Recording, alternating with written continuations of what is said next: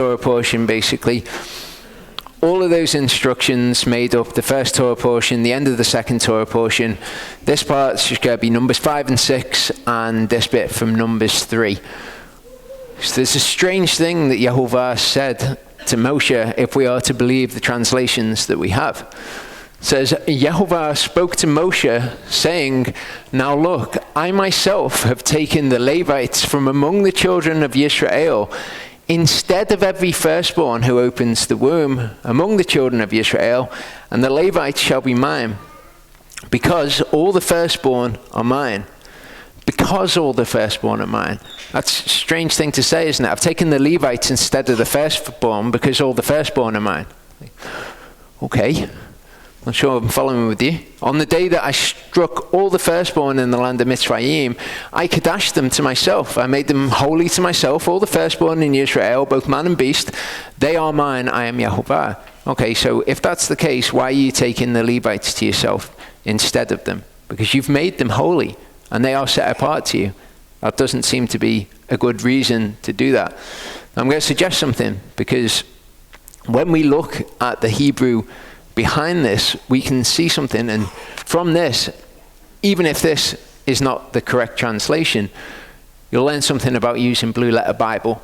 Okay, blueletterbible.org, it will give you the Hebrew of the passage, and then it will break down the words in the Hebrew of the passage for you. But sometimes it's got words in which are not listed here. So, for example, we've got ve'ani, hine at the beginning. They're not listed on there. The first word that we have listed on there is lekach, okay? And this is actually lechaktu. It's a modified version of it. But it's the first one that's on there. So ve'ani means and I, basically. So the subject of the sentence is Yehovah, I.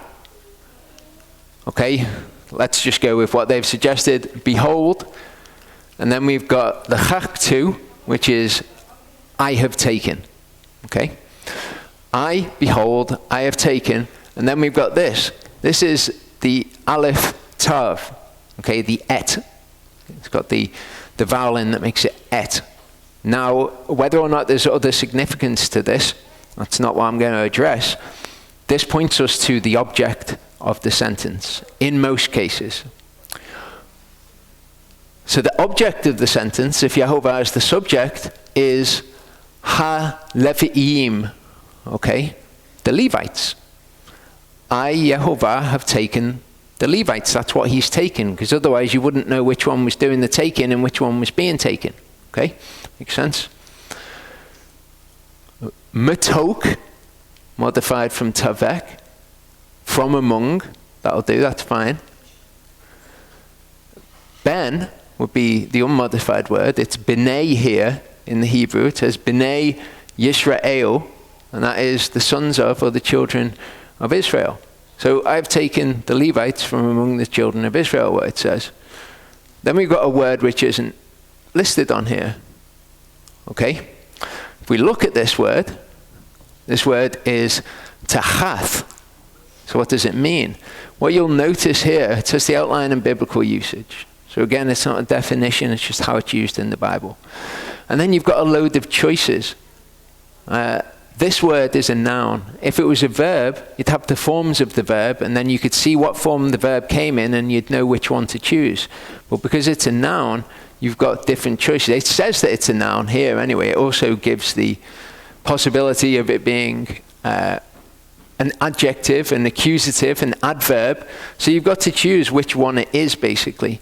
And the one that most translators go for is they say it's being used as a conjunction. But we've got no reason to believe that it is being used as a conjunction. When it's used as a conjunction, instead of that, in return for that, because that. What I will suggest is that what makes more sense is that it's actually being used as a preposition. So you've got under or beneath. Now I can't tell you that this is definitely the way that it is, but also nobody can tell you that it's definitely instead of, and instead of makes literally no sense. Under makes more sense. Okay, so ve'ani, hine, Lechaktu, okay, I, Yehovah, behold, I've taken, object of the sentence, the Levites from among children of Israel under, and we've got this word, kal. We saw this when we were looking at the Sabbath. It said kal melakah, all work or any work. It just means all or any. All, and that's not translated. It's translated, but it's not put on Blue Letter Bible. So all, Bekor. We know what a Bekor is. Okay, this is the firstborn, all firstborn.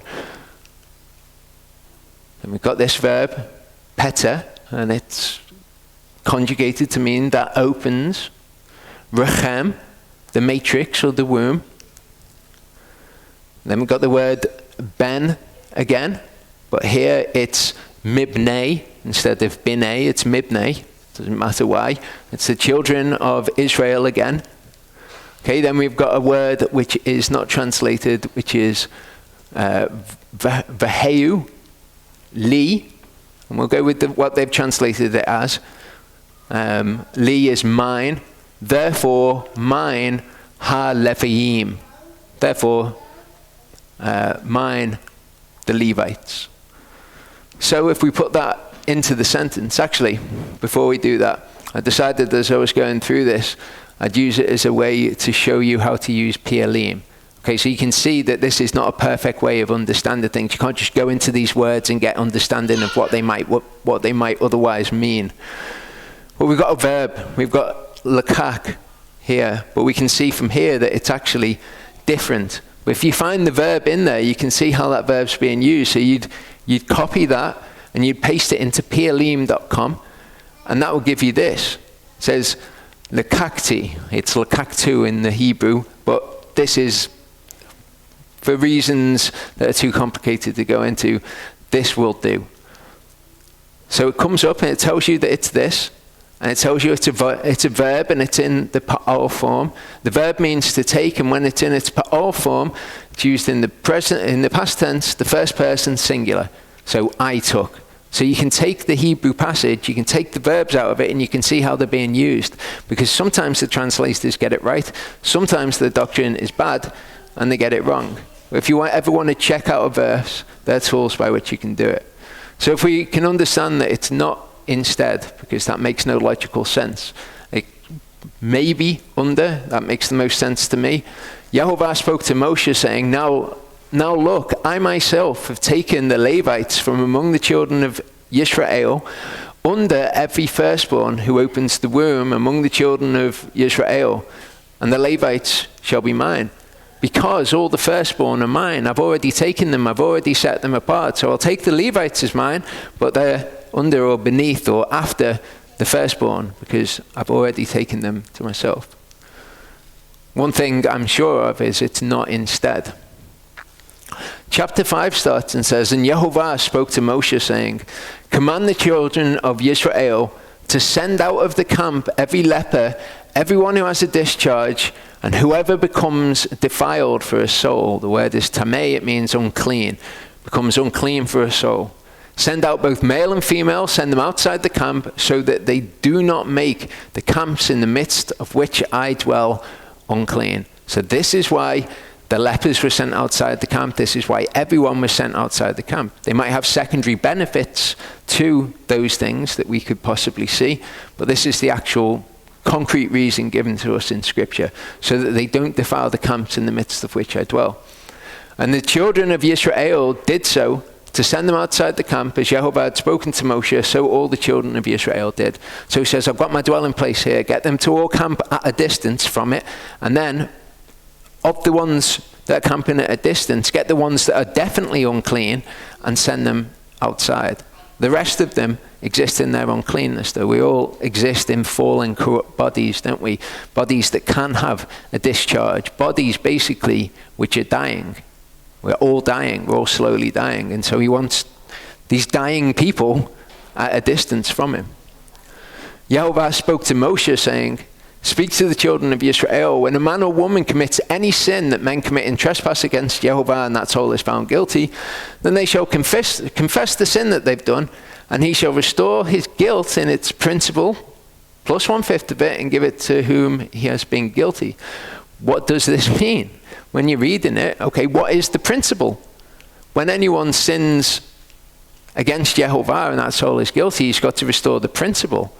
Well, what's that in reference to?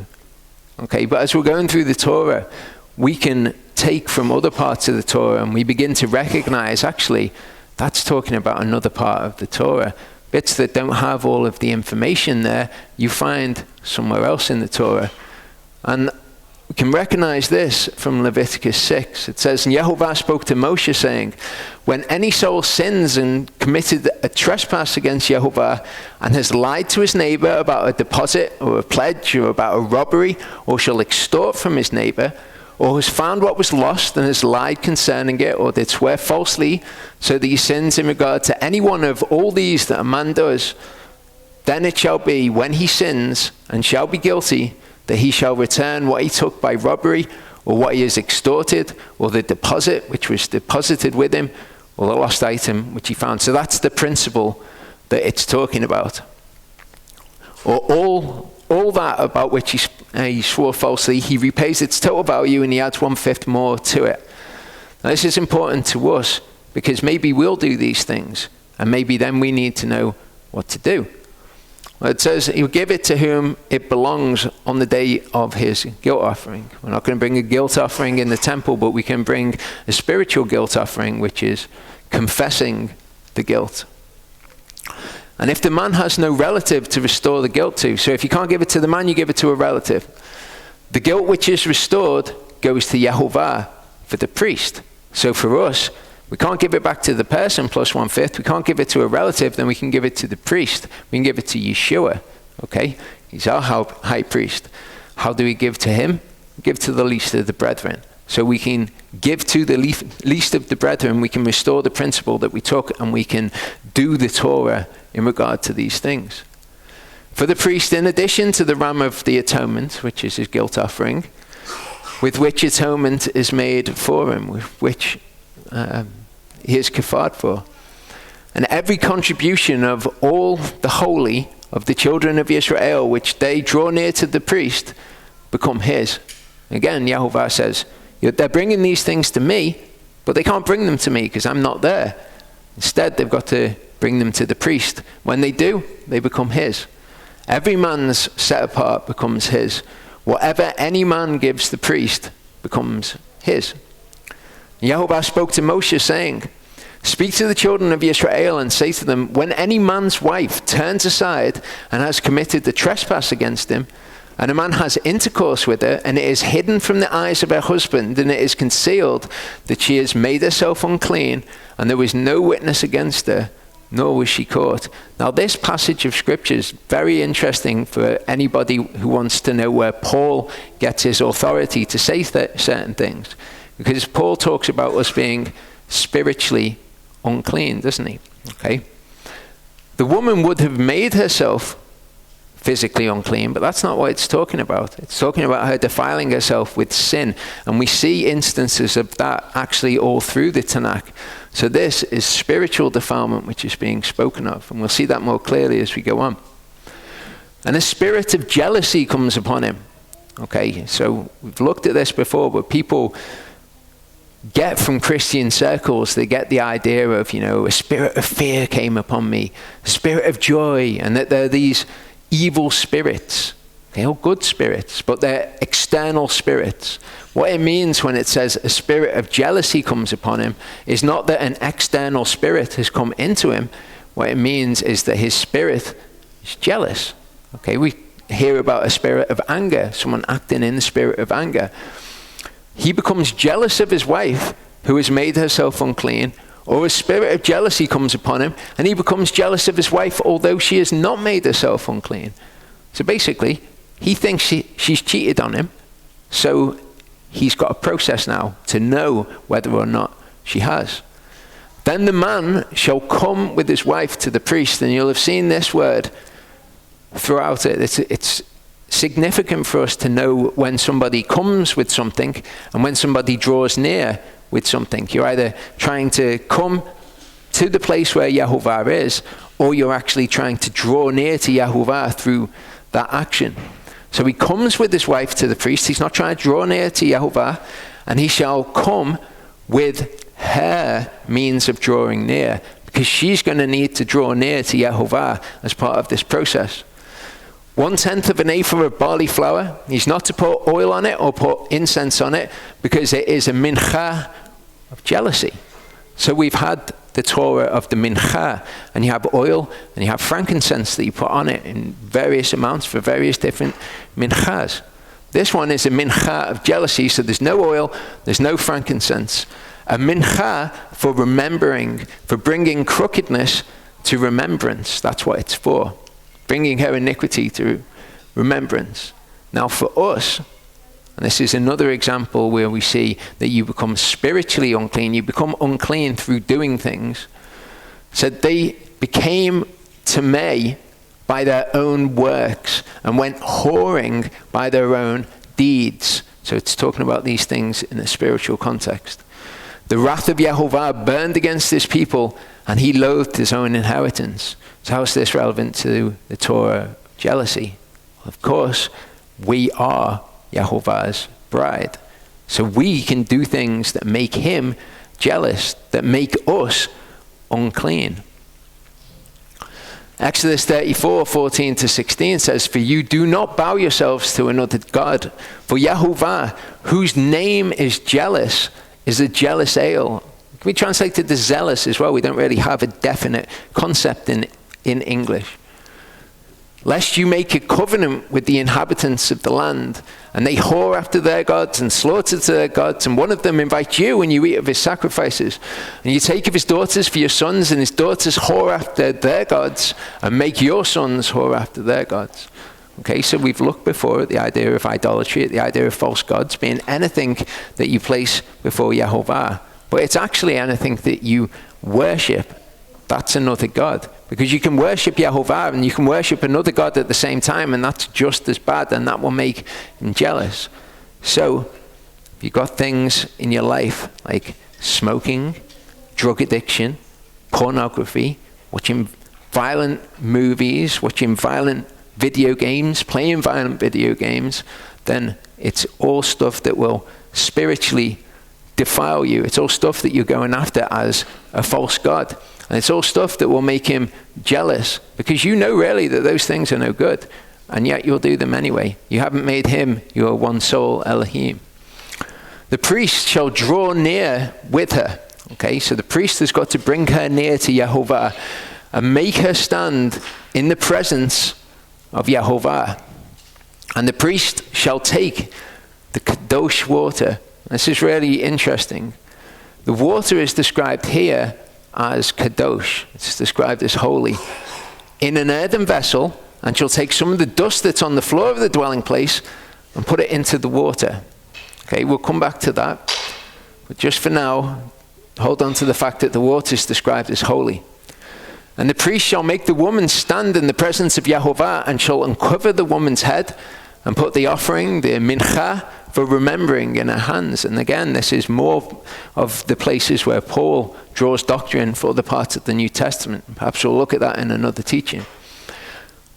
Which is the mincha of jealousy. So he puts it in her hand as her means of drawing near to Yehovah, while the priest holds in his hand the bitter water that brings a curse.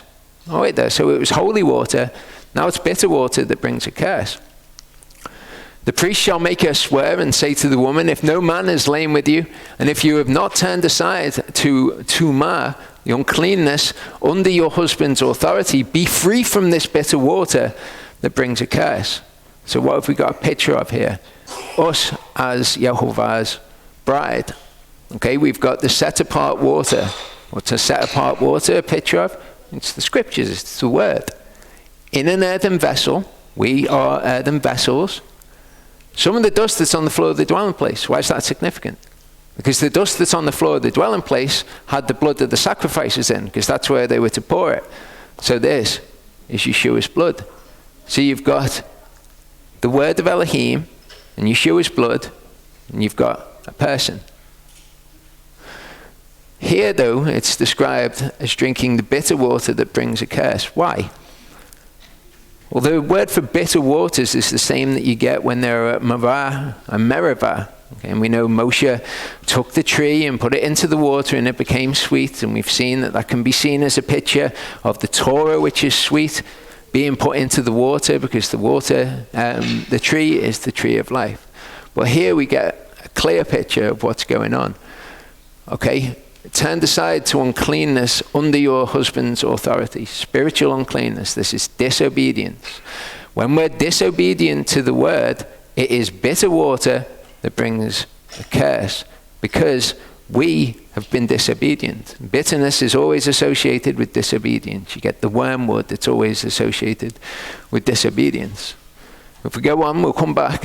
Where if you have turned aside under your husband's authority, and if you have made yourself unclean, and some man other than your husband has lain with you, which is how false god worship is talked about, then the priest shall make the woman swear with the oath of the curse, and he shall say to the woman, Yehovah make you a curse, and an oath among your people, when Yehovah makes your thigh waste away. In other words, Nephal, from which we get Nephilim, it means to fall, basically, and your belly to swell.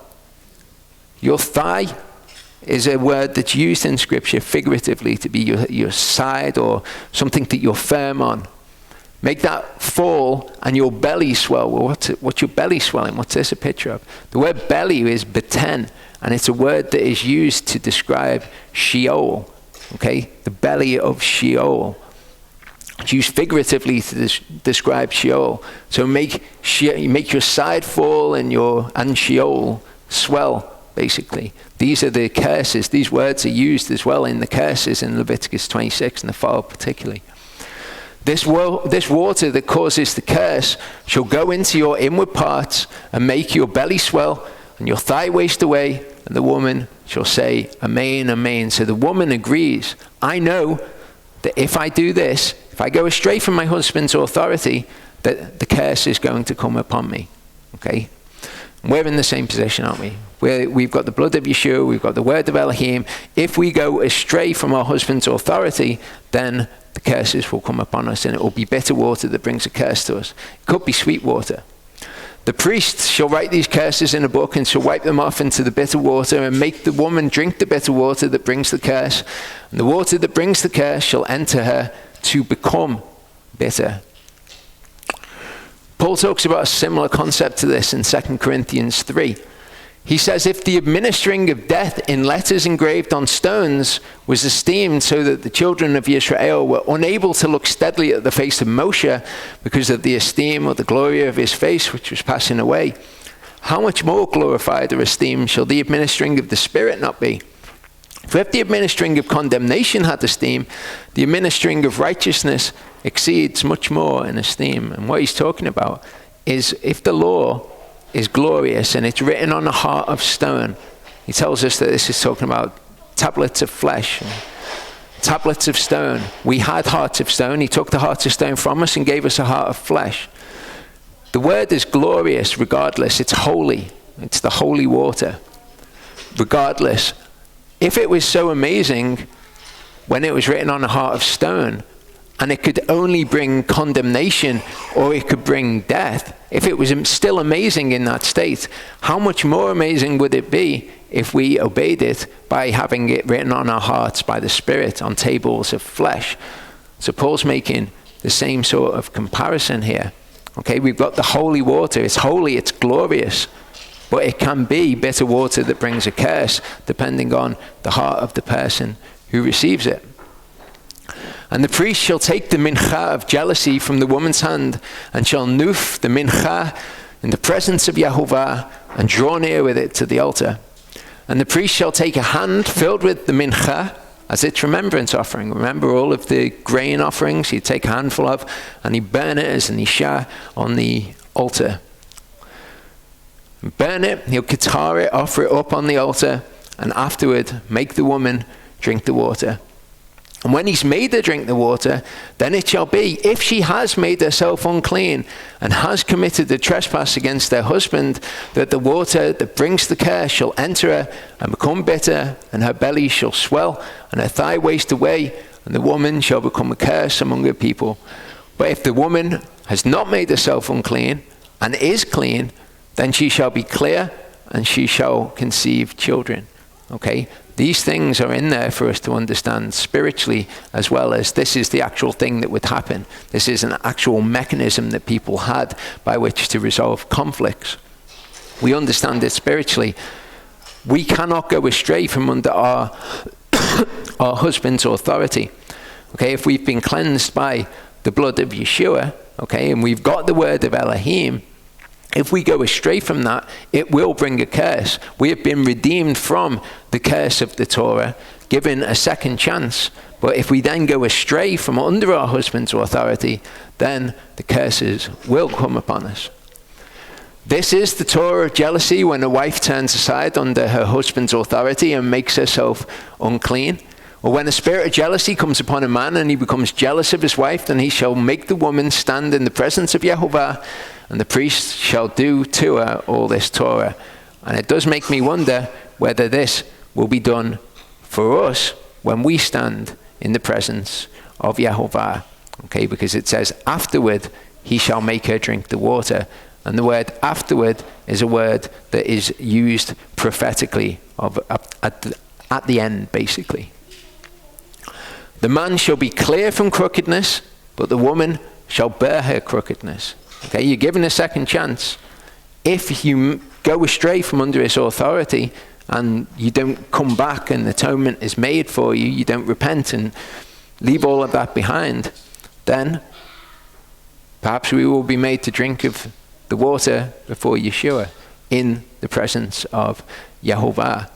But we can certainly see from it that we cannot go astray from under his authority, having been cleansed by his blood and being given the word. Chapter 6 starts and says, Yehovah spoke to Moshe, saying, speak to the children of Israel and say to them, when a man or woman does separate by making the vow of a Nazirite to be separate to Yehovah. We've looked at this verb before. Okay, it's palai, actually means to make something wondrous. When it's used in the noun form, it means wonderful. When it says that Yeshua's name will be wonderful in Isaiah, that's been taken out and it's been changed in the Masoretic text. So this doesn't mean just separating, it means to make them wonderful. It's not something I'm going to focus on. What I'm going to focus on is this idea of being natsar to Yehovah. By making a vow of a Nazirite to be natsar, literally to separate themselves to Yehovah, he natsars himself from wine and strong drink. He drinks neither vinegar of wine nor vinegar of strong drink. Neither does he drink any grape juice nor eat any grapes or raisins. So anything that comes from grapes, basically, has nothing to do with. He's separated from that. All the days of his separation, and this is going to become a significant word. It's just a noun version of this verb, the netzer, his separation, he's separate. He does not eat whatever is made from the grapevine, from seed to skin. All the days of the vow of his netzer, a razor does not come upon his head until the days are completed for which he does natsar himself to Yehovah. He is set apart, he's kadosh, and he shall let the locks of the hair of his head grow long. So, the usual case for a person in Israel, would they be allowed to let the hair of their head grow long? No. He separates himself and he lets the locks of his hair grow long. Which is where Paul gets this from in Corinthians 11. But his separation, all the days of his separation. Now, this naturally brings to mind when Yeshua said, but I say to you, I shall certainly not drink of this fruit of the vine from now on till the day when I drink it anew with you in the kingdom of my Father. Okay, so is Yeshua taking a Nazirite vow here? Could be, couldn't he? Well, we see in John 19:29 that a bowl of vinegar stood there. They filled a sponge with vinegar, put it on hyssop, and held it to his mouth. And he drank of the vinegar, which he wouldn't do if he was taking a Nazirite vow, because, as we'll see in a second, if you break the Nazirite vow, even by accident, it is counted as sin against you. So it's not a Nazirite vow. So what's actually happening with Yeshua? Leviticus 10:8-10 says, and Yehovah spoke to Aharon, saying, Do not drink wine or strong drink, you nor your sons with you, when you go into the tent of meeting, lest you die, a law forever throughout your generations, so as to make a distinction between the kadosh and the chol, between the unclean, the tamei, and the clean, the tahor. So, where is Yeshua right now? What's he doing? He's high priest, isn't he? He said, I'm not going to drink wine until I see you in the kingdom. When he's in the kingdom, he will be on the earth. Hebrews 8:4 says, if he was on the earth, he would not be a priest, seeing there are Levites to do that on the earth. He couldn't be a priest on the earth. So when he sees us in the kingdom, he's not going to be high priest in the tabernacle anymore. He's going to be dwelling with us on the earth. So he will be able to drink wine again. And there are more similarities between the Nazarite and the high priest. All the days of his natsar to Yehovah, he does not go near a dead body, nor does he make himself tamei, unclean for his father or his mother, for his brother or sister when they die, because his netzer to Elohim is on his head. So his long hair is his netzer to Elohim. That is his separation to Elohim. But it's very similar with the high priest. All the days of his netzer, he is kadosh to Yehovah. Okay? So, he doesn't make himself unclean for anybody, including his father or mother. For the high priest, among his brothers, on whose head the anointing oil was poured, who is ordained to wear the garments, does not unbind his head, nor tear his garments. And we're going to see something is on the turban on his head, which is described as the holy crown, or the word in Hebrew is the netzer, exactly the same as was on the head of the Nazarite. Nor come near any dead body, nor make himself unclean for his father or for his mother. So he cannot become unclean just like the Nazarite, not even for father or mother. Nor go out of the mikdash, nor profane the mikdash of his Elohim. Why? Because the sign of dedication, the netzer, the sign of separation, is on his head. It's the anointing oil of his Elohim. So for the Nazarite, he can't come near a dead body because he's got long hair on his head. And this is the sign of his dedication, the sign of his separation to Yehovah. And he cannot have that defiled. And if he does, he needs to shave it off. For the high priest, he cannot come near any dead body because he's got this anointing oil on his head. And as we'll see, he's got another netzer on his head, which is the holy crown, as some people describe it. When anyone dies beside him in an instant, suddenly, and he's made unclean the head of his netzer, then he shall shave his head on the day of his cleansing. On the seventh day, he shaves it. Okay, so this is something which has happened outside of his control. Someone's just died next to him. On the eighth day, he comes with 2 turtle doves, or 2 young pigeons, to the priest at the door of the tent of meeting. And the priest will prepare one as a chata'at, and the other as an olah, and shall kafar for him, because he has sinned by reason of the dead body. He sinned by reason of the dead body. There are sins which are unintentional, but they still exist in the category of sin. And he shall kadash his head on that day. And as we've seen, there are ways to make atonement for unintentional sin. He shall natsar to Yehovah the days of his netzer, and shall bring or come with a male lamb, a year old, as in the sham. But the former days are not counted because his netzer was made unclean. Netzer is his hair. Was made unclean. So if you make a vow to Yehovah, you make a vow for 6 months. 6 months I'm going to be separate to you. And then on the day before your vow comes to an end, somebody dies next to you. That means that your netzer, your sign of separation to Yehovah, has been made unclean, and you need to shave your head and start again. I do wonder how many times Yehovah used this as a way to test people's faithfulness, whether or not they would actually do it, or whether or not they'd say, one day out, it's pretty much 6 months. Exactly the same way that he tests us with whatever it is in our lives. This is the Torah of the Nazarite. When the days of his netzer are completed, he is brought to the door of the tent of meeting. And he shall draw near with his offering, his means of drawing near to Yehovah. One male lamb, a year old, a tamim one. And we saw this word tamim means complete. It's used of the 7 Sabbaths. When 7 Sabbaths are tamim, it's not when 7 Sabbaths are perfect, it's when they're complete. As a burnt offering is an olah. One ewe lamb, a year old, a tamim one, as a chata'at. And one ram, a tamim one, as a peace offering. So you've got a male lamb as a burnt offering, you've got a female lamb as a sin offering, and you've got a ram as your peace offering.